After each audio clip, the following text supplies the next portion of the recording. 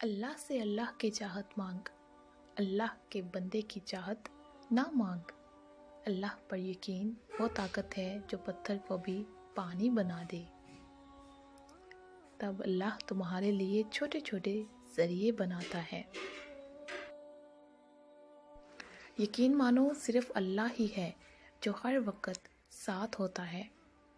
تم مانگو اس سے، وہ تمہاری پکار سننا چاہتا ہے۔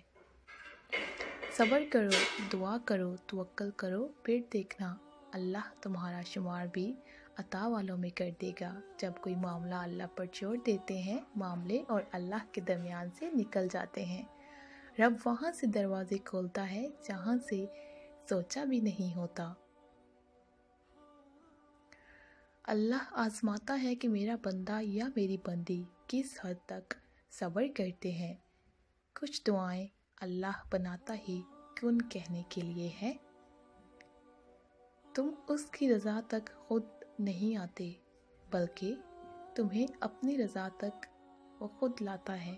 آغاز میں اللہ کی کچھ چیزیں مشکل ضرور بناتا ہے، اختتام وہ ہمیشہ ویسا ہی کرتا ہے جیسا تم چاہتے ہو۔ تم ایمان تو رکھو اللہ پر، وہ بہتر لے کر بہترین دیتا ہے۔ اللہ تعالیٰ سے گفتگو کرنے کی عادت ہو جائے تو سجدہ کیے بغیر سکون نہیں آتا۔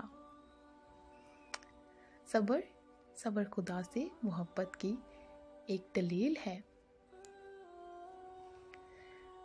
پھر اللہ تمہیں ایسے خوش کر دے گا گویا کہ تم کبھی غمگین تھے ہی نہیں۔ اللہ عطا کرنے پر آئے تو بندے کی ذات، اوقات اور عمر نہیں دیکھتا۔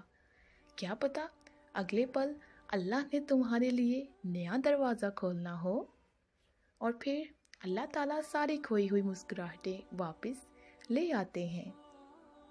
جب تم اللہ کی چاہت پر سر جھکا دو گے، پھر وہ تمہاری چاہت کے لیے بھی کن کہہ دے گا، اور میں اپنا معاملہ اللہ کے سپرد کرتا ہوں۔ لوگوں کی سازشیں آپ کو کچھ نہیں بگاڑ سکتی، بے شک اللہ بہترین چال چلنے والا ہے۔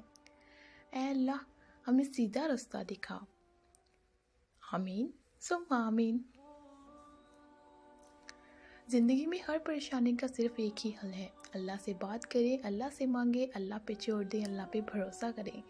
رب فرماتا ہے تم مانگو تو صحیح، میں دینے کی حد نہ کر دوں تو کہنا۔ نصیب کا لکھا مل کر ہی رہتا ہے، کب، کہاں، کیسے، یہ صرف اللہ ہی جانتا ہے۔ تم خوش ہو یا تکلیف میں ہو، سب سے پہلے اپنی بات اللہ کو بتایا کرو۔ دنیا مکافات عمل ہے، صبر ضائع نہیں جاتا۔ جہاں بھی رہو مخلص رہو کیونکہ آپ نے اللہ کو بھی جواب دینا ہے۔ نہ کرو گلہ اپنے نصیب سے، جب اللہ راضی ہو جاتا ہے تو ہر چیز مل جاتی ہے۔